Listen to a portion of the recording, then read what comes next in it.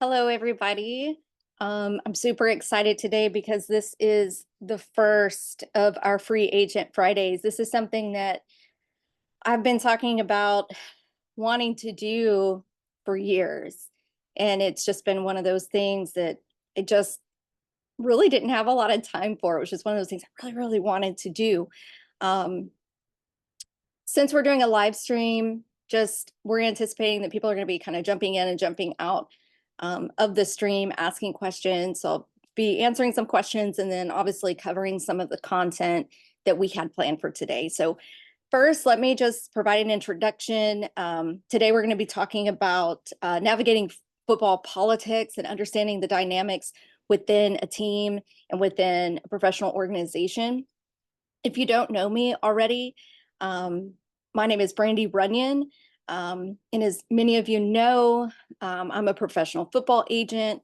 I'm an author. I've written several books about the football industry specifically and just helpful things that, or I feel like are helpful for free agent football players in navigating their careers. I'm also a professional sports agency owner.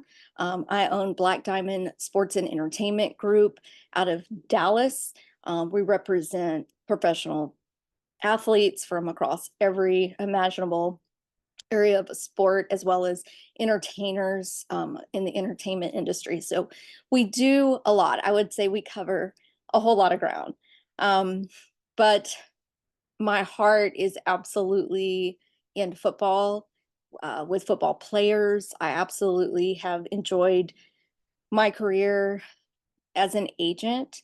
One of my favorite to do is to educate free agent football players. There's just a whole lot of the sport industry that I feel like a lot of people don't understand. And it's just one of my passions to be able to kind of educate and inspire and motivate you free agents so that you can get your career where you want it to be. Hey there, Krish, I saw you enter. If you have any questions as we go along, please feel free to toss them in the chat. I've got that little window up so I can try to toggle back and forth between my outline here and answer any of the questions that you have in real time. So today we're going to be talking about football politics and just trying to understand the dynamics within a football team and a football organization and how it kind of comes together in your world. Um, so unfortunately, just so you know, our scheduled guest couldn't be with us today. It was kind of a last minute thing. It kind of took him away. He'll be on future episodes with us, but today it'll just be me and you guys talking about this topic. But we're going to go ahead and talk about football politics. First of all, what it is, how it impacts players and teams, and the strategies for navigating all of these politics that you've probably already experienced and are probably yet to experience in your career. And then hopefully we'll get to discussing some of y'all's real life experiences because I know that you've had them, right?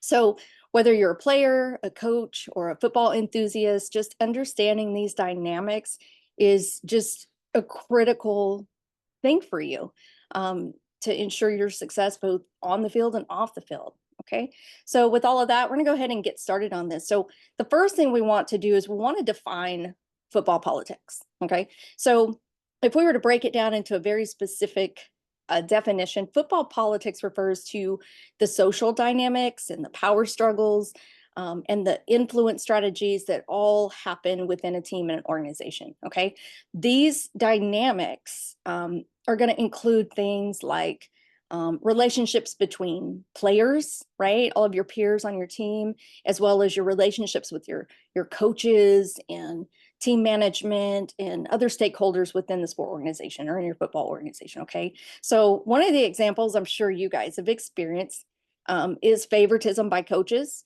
Those things lead to conflicts over playing time across all areas of sport. You guys, I've seen it when my boys were just little bitty boys playing football, and parents would get so crazy over, a 6-year-old time that they're playing on the field.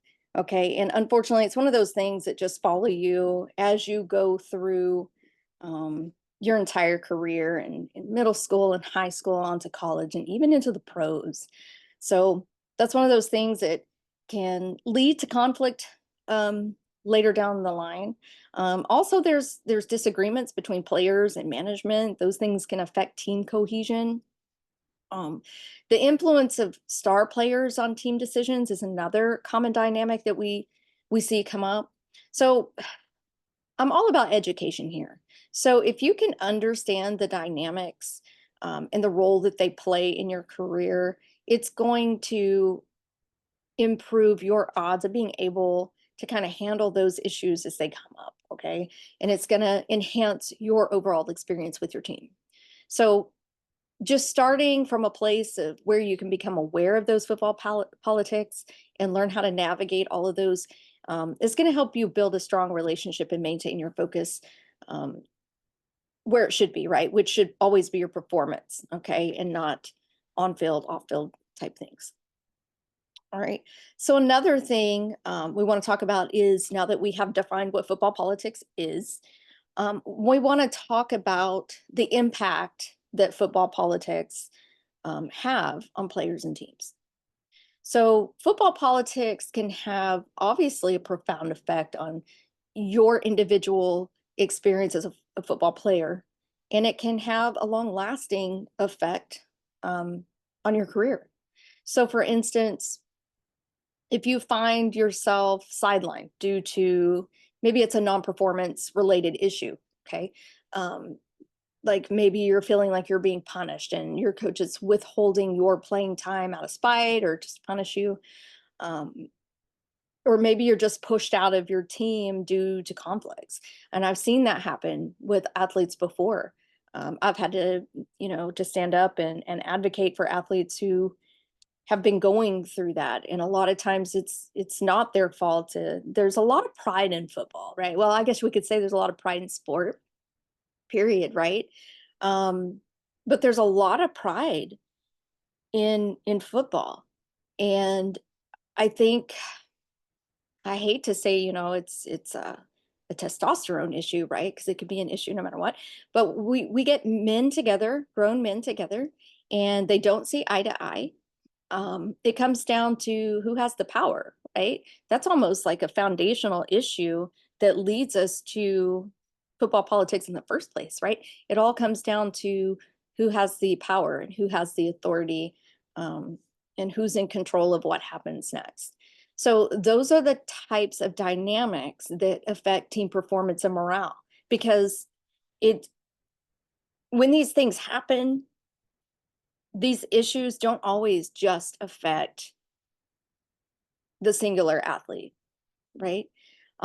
If you have one athlete that's going through something or being punished, I mean, you have an entire audience, a whole football team that's seeing these things happen. And I've heard from players all the time that they get into um, conflict with their coaches or maybe with their teammates, and it's almost like they're on like a public platform and everyone is seeing the skirmish or the argument, the disrespect and the frustration, and then people start taking sides, and then at the end of the day, it's really football players at the end who have the least amount of power in situations like this, because if your teammate is being punished or treated unfairly because of something they did or didn't do, or maybe that's just friction on the team and whatever.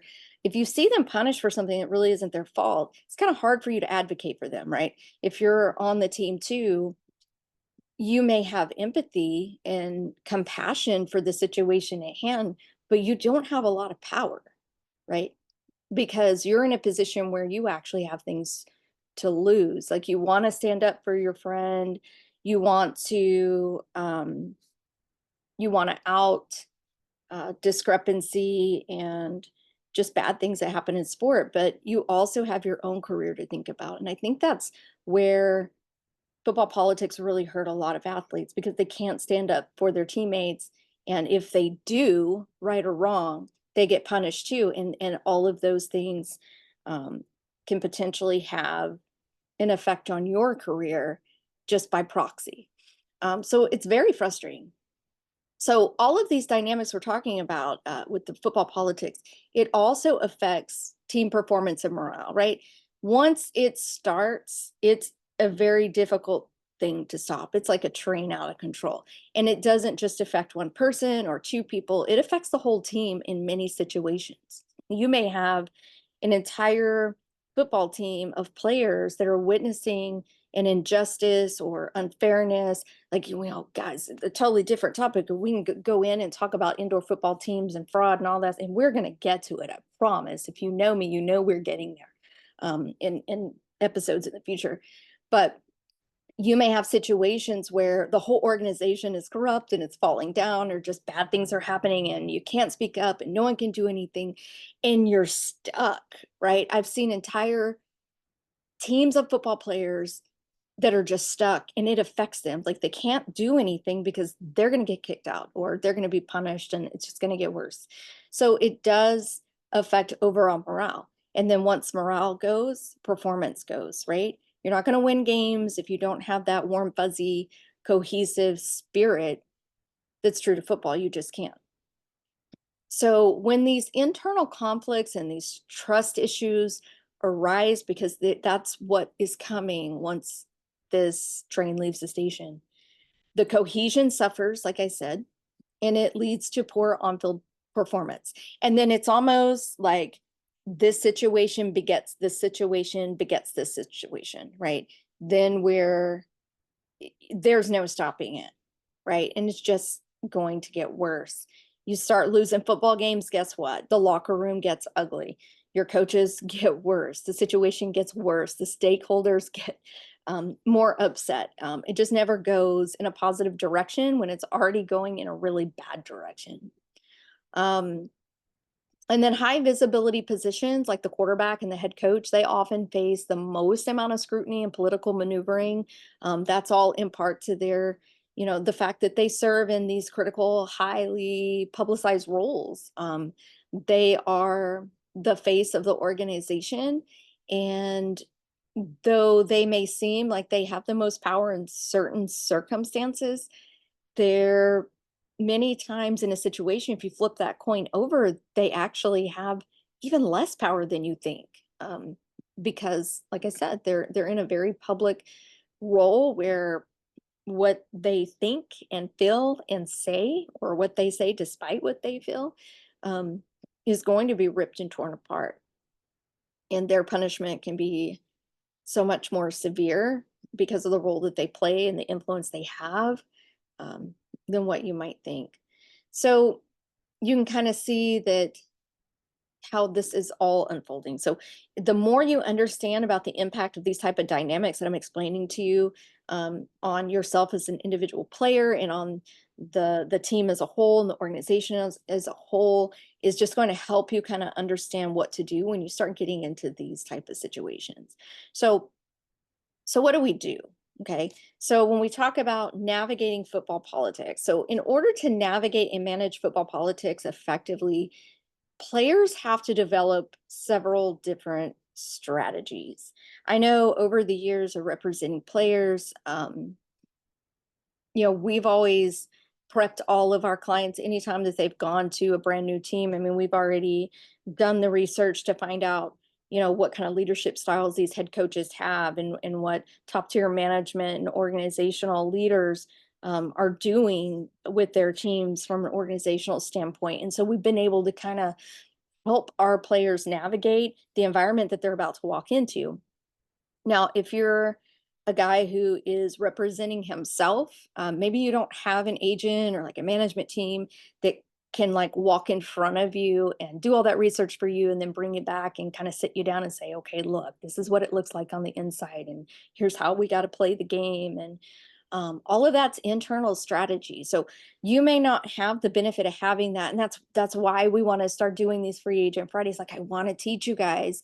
I don't care if you ever sign with me or my agency. I care about educating you, so that you maintain all of your power and that you're smarter for having learned this information. Okay. It's why I'm here. So I understand you may not have access to, to an agent or management team. But this is why I'm telling you everything, right? So if you don't have those people already out front to kind of do your bidding and kind of help you navigate this, you will have to do this part on your own. So once you get signed to a new team, one of the best, most beneficial things that you can do as a free agent football player is to do your homework, right? There's a whole lot more than just signing a contract and going and playing football. If you want to be a professional and you want to do this for years and years and years to come, you have to study. That's one of the things about Tom Brady, and having represented football players who have been on Tom Brady's teams and won Super Bowls with him, is they tell me, man, Tom is something, like Tom studies people. He studies people. You have to be like that, right? So you need to do that work if you don't have someone who can do it for you. And even if you do have someone who could do it for you, do it for yourself, right? To make that a habit. It's just good for you. But if you sign to a team, do your homework. Find out everything you can about your coaches and their mindset and their leadership style. Learn more about them than their names and their titles. Find out what they're about.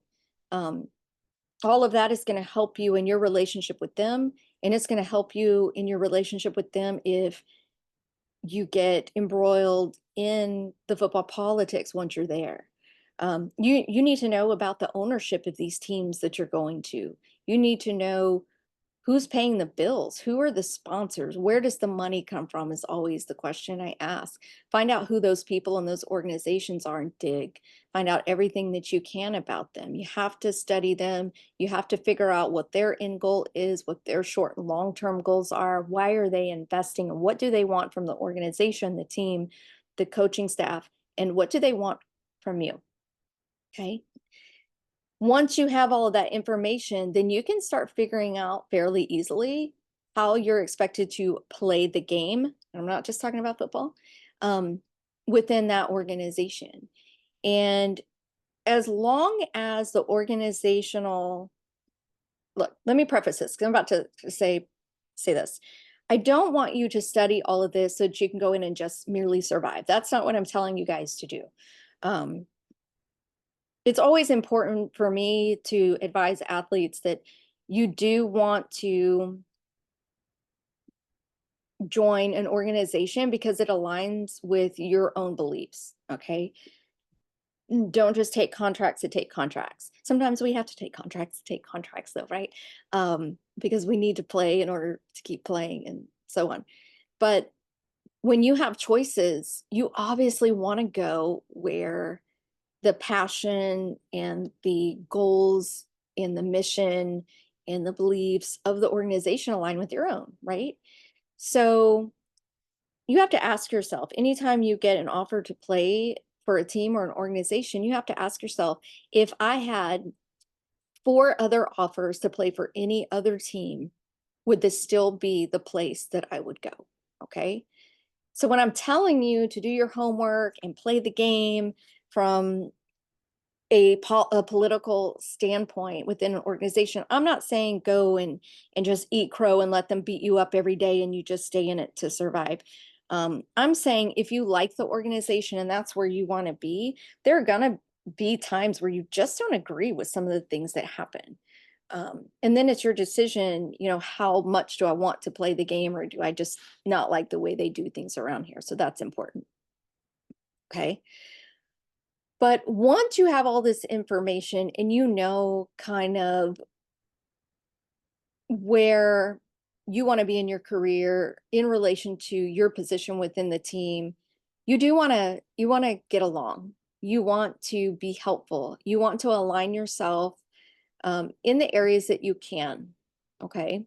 So once you have all this information, plug yourself in, and form those deep, meaningful relationship with the staff members and the coaches and your teammates that are in alignment with your own belief systems and your goals and your morals and ethics, right? That's super important. So, um,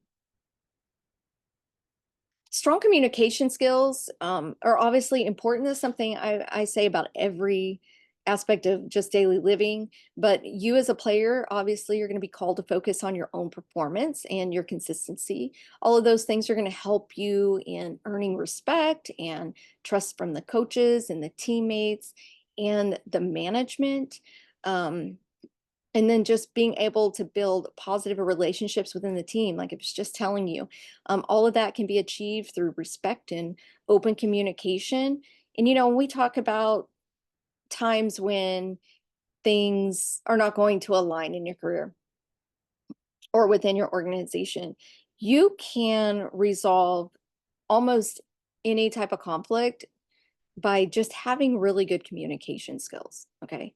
Just speaking to each other um, with respect in a good positive language with a good tone, and just keeping yourself open to letting solutions unfold naturally instead of just having your opinion um, vomited on everybody. I mean, stop, take your time, listen to what other people have to say, and just take a big deep breath and consider where they're coming from. It doesn't mean that you necessarily have to agree with people and what they're saying, but giving every situation an opportunity to have the life of its own for you to consider says a whole lot about you as a person, whether you agree with what's being said or done or not. All right. So, obviously, like I was saying, understanding the goals and the pressures that are faced by others within the organization is another thing that you might consider. Um, there have been times in my life, you guys, where a decision has come down from somewhere that I didn't like. Okay. And it was something I had no control over. And I, didn't like the answer either. And it becomes one of those, well, don't shoot the messenger type situations, right? Um, Immediately I go back and I think of COVID when those decisions were being made for my Canadian football players at the time, when the NFL rebooted and the Canadian Football League didn't. It was very frustrating because we were like, well, if the NFL of all entities can restart, why can't Canada? Like, this is insane. But, you get that answer from the representatives at the CFLPA, and you can't really fault them for it, right? Because they're just the messengers at the end of the day. And sometimes those decisions come from higher places.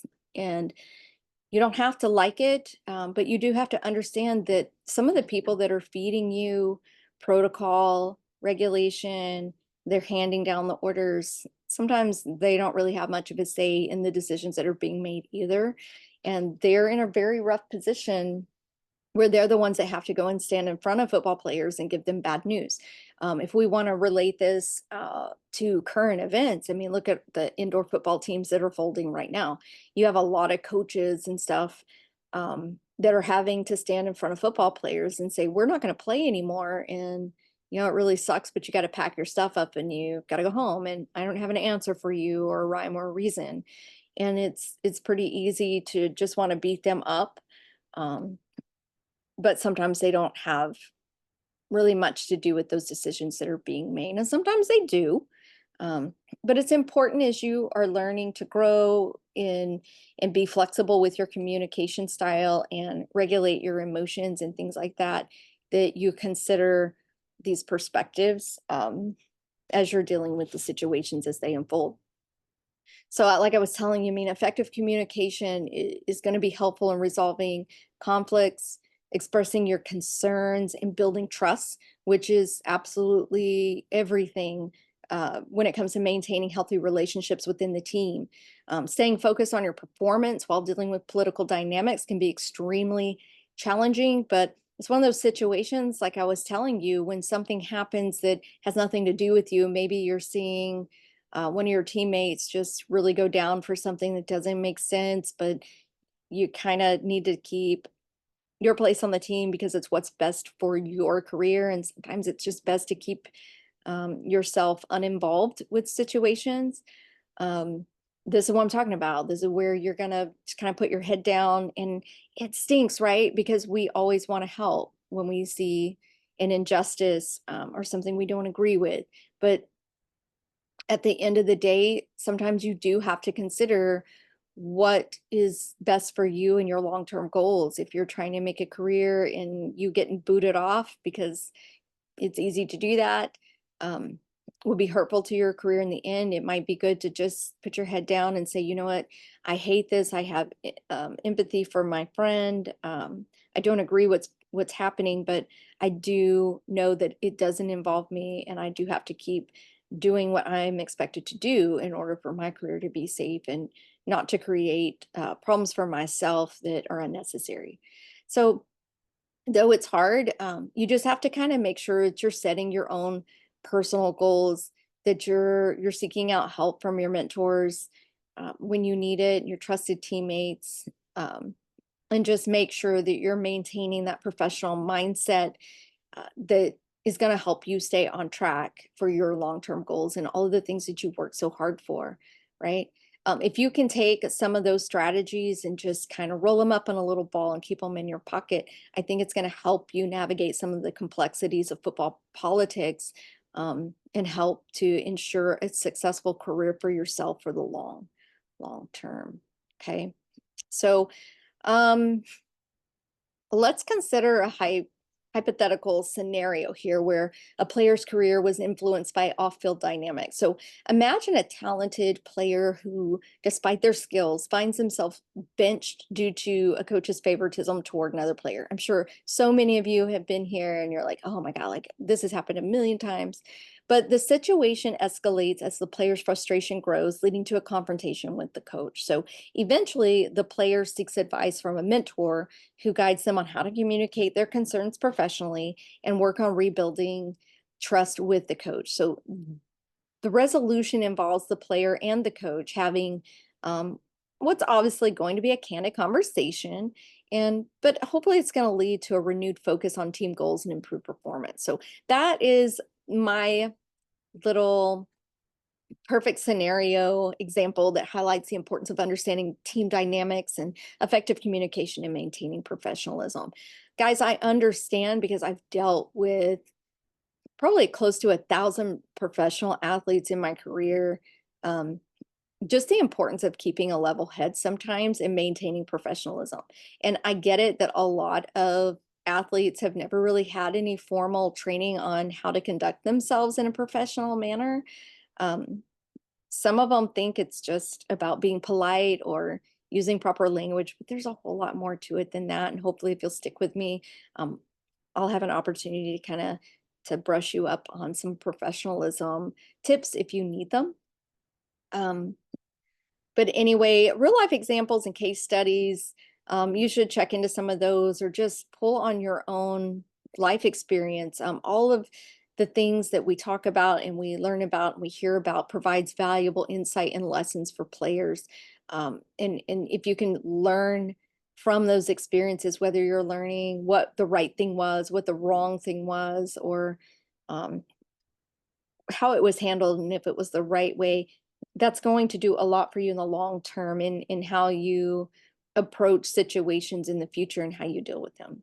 So for young aspiring football players, it is so important just to stay aware of the social and political aspects of the sport, build strong relationships, and focus on continuous self improvement. Okay. For you, it's going to be about just preparing mentally and emotionally for the political aspects of football. They can be challenging, but if you use techniques or you kind of prepare yourself to have techniques as part of your like coping toolbox for when situations arise, you're going to be in a really good place. If you know me and you've listened to anything, you've read any of my books, or taken in any of my courses, you know I'm a big proponent of mindfulness, um, having time and a quiet space to know yourself and improve yourself and your mind, and being patient, emotional regulation, things like that. And then seeking mentorship, reaching out to people and saying, hey, I don't really know what to make of the situation, and I'm not sure if I'm on the right track in the way that I'm dealing with it. Just ask questions. There's no shame in asking a lot of questions, and it's better to educate yourself and have the answer than to kind of stumble through it and really not know. All right. But for you, just preparing and being ready to handle any situation as it comes up is your best bet. Um, if you're out there, I want you to just continue to focus on building strong relationships with your coaches, your teammates, and management and the organizations that you play. Understand the goals and the pressures that are faced by others within the organization. It's just an important aspect of maintaining yourself as a professional and being part of that organization. All right. So hopefully today, you've learned a little bit of something about football politics and the impact it has on players and teams, and maybe a few strategies for how you navigate those dynamics when they happen to you in person. And although our guests couldn't join us for today, I hope that the insights that I brought to you today were valuable. Don't forget to join our new free agent football community. This is something brand new that my agency is launching because we are shifting to an educational space. It's something that we wanted to do for years. Many of you know that I host an annual rookie symposium and showcase. It's a 3-day educational event. COVID kind of threw us off in being able to do that every single year, but we figured that by creating a community, I could help many of you who aren't part of our organization to just learn things. It's something that's free to you, and it's just something I want to do because I'm passionate about it. It's not because there's anything we want from you guys.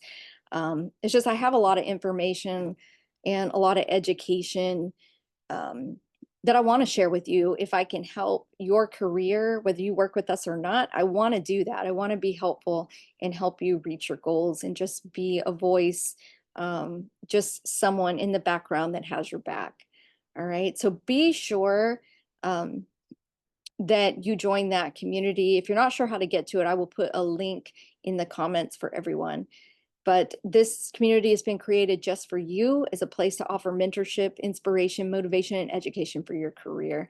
Thank you guys for being here and listening. And I look forward to helping you as you go through this journey in your career in professional sport.